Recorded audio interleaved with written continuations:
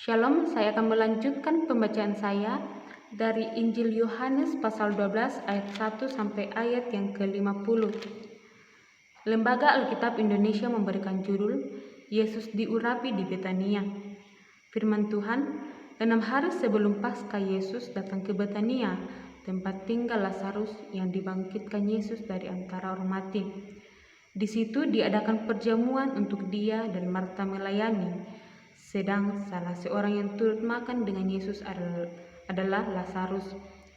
Maka Maria mengambil setengah kati minyak narwastu murni yang mahal harganya, lalu meminyaki kaki Yesus dan menyikanya dengan rambutnya, dan bau minyak semerbak di seluruh rumah itu.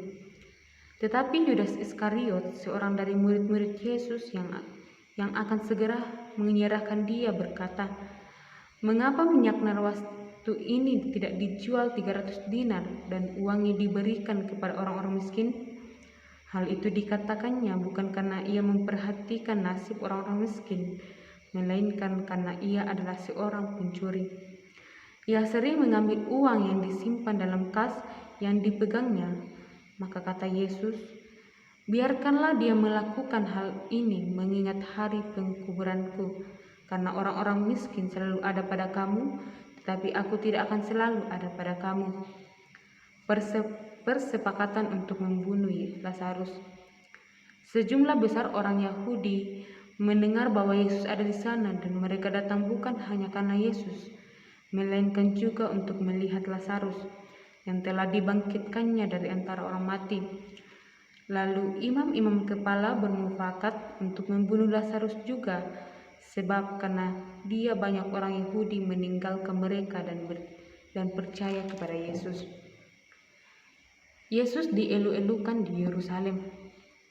Keesokan harinya, ketika orang banyak yang datang merayakan pesta mendengar bahwa Yesus sedang di tengah jalan menuju Yerusalem, mereka mengambil daun palem dan pergi menyongsong dia sambil berseru-seru, "Hosana, diberkatilah dia yang datang dalam nama Tuhan, Raja Israel."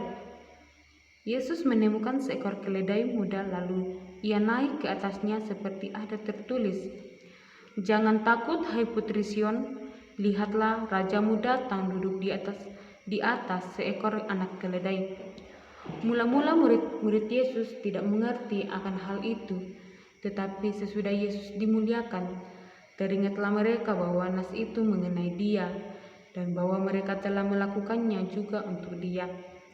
Orang banyak yang bersama-sama dengan dia ketika ia memanggil Lazarus keluar dari kubur untuk membangkitkannya dari antara orang mati, memberi kesaksian tentang dia.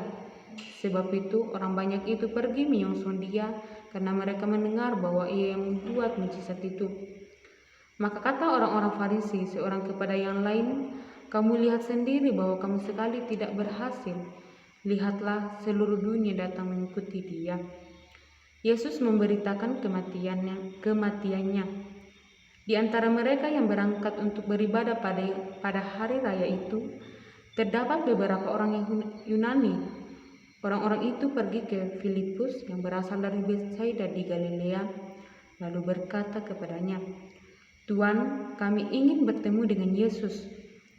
Filipus pergi memberitahukannya kepada Andreas. Andreas dan Filipus menyampaikannya pula kepada Yesus. Tetapi Yesus menjawab mereka, katanya, "Telah tiba saatnya Anak Manusia dimuliakan. Aku berkata kepadamu, sesungguhnya jikalau biji gandum tidak jatuh ke dalam tanah dan mati, ia tetap satu biji saja. Tetapi jika ia mati, ia akan menghasilkan banyak buah.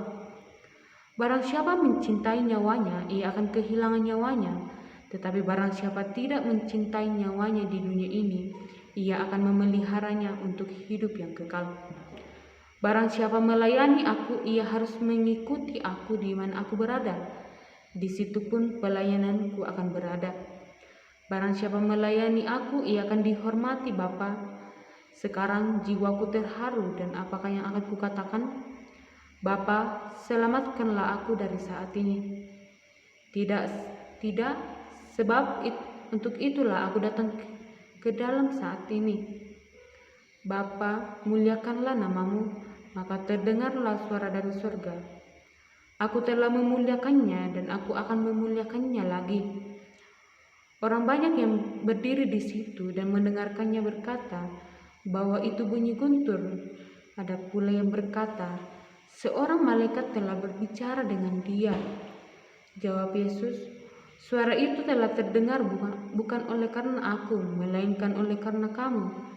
Sekarang berlangsung penghakiman atas dunia ini. Sekarang juga penguasa di dunia ini akan dilemparkan keluar. Dan aku, apabila aku ditinggalkan dari bumi, aku akan menarik semua orang yang datang kepadaku. Ini dikatakannya untuk menyatakan bagaimana caranya ia akan mati. Lalu jawab orang itu, kami telah mendengar dari hukum Taurat bahwa Mesias tetap hidup selama-lamanya. Bagaimana mungkin engkau mengatakan bahwa anak manusia harus ditinggikan? Siapakah anak manusia itu? Kata Yesus kepada mereka, hanya sedikit waktu lagi terang ada di antara kamu.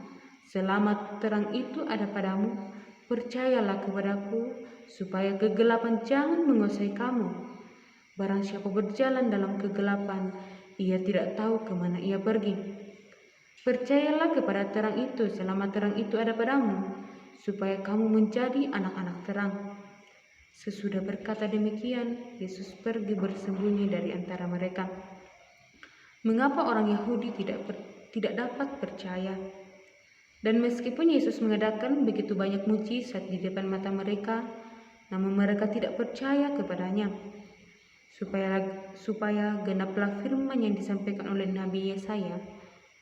Tuhan, siapakah yang percaya kepada pemberitaan kami? Dan kepada siapakah tangan kekuasaan Tuhan dinyatakan? Karena itu mereka tidak dapat percaya, sebab Yesaya telah berkata juga, ia telah membutakan mata dan menegelkan hati mereka, supaya mereka jangan melihat dengan mata dan menanggap dengan hati, lalu berbalik sehingga aku menyembuhkan mereka. Hal ini dikatakan oleh Yesaya karena ia telah melihat kemuliaannya dan telah berkata-kata tentang dia. Namun banyak juga di antara pemimpin yang percaya kepadanya, tetapi oleh karena orang-orang Farisi, mereka tidak mengakuinya berterus terang, supaya mereka jangan dikucilkan. Sebab mereka lebih suka akan kehormatan manusia daripada kehormatan Allah. Firman Yesus yang menghakimi. Tetapi Yesus berseru katanya, barang siapa percaya kepadaku, ia bukan percaya kepadaku, tetapi kepada Dia yang telah mengutus aku. Dan barang siapa melihat aku, ia melihat Dia yang telah mengutus aku. Aku telah datang ke dalam dunia sebagai terang, supaya setiap orang yang percaya kepadaku jangan tinggal di dalam kegelapan. Dan jikalau seorang mendengar perkataanku, tetapi tidak melakukannya, aku tidak menjadi hakimnya. Sebab aku datang bukan untuk menghakimi dunia, melainkan untuk menyelamatkannya. Barang siapa menolak aku dan tidak menerima perkataanku, ia sudah ada hakimnya, yaitu firman yang telah kukatakan, itulah yang akan menjadi hakimnya pada akhir zaman.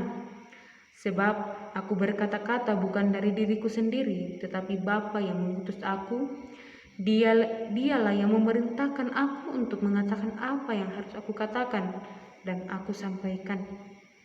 Dan aku tahu bahwa perintahnya itu adalah hidup yang kekal. Jadi apa yang aku katakan, aku menyampaikannya sebagaimana yang difirmankan oleh Bapa kepadaku. Amin firman Tuhan.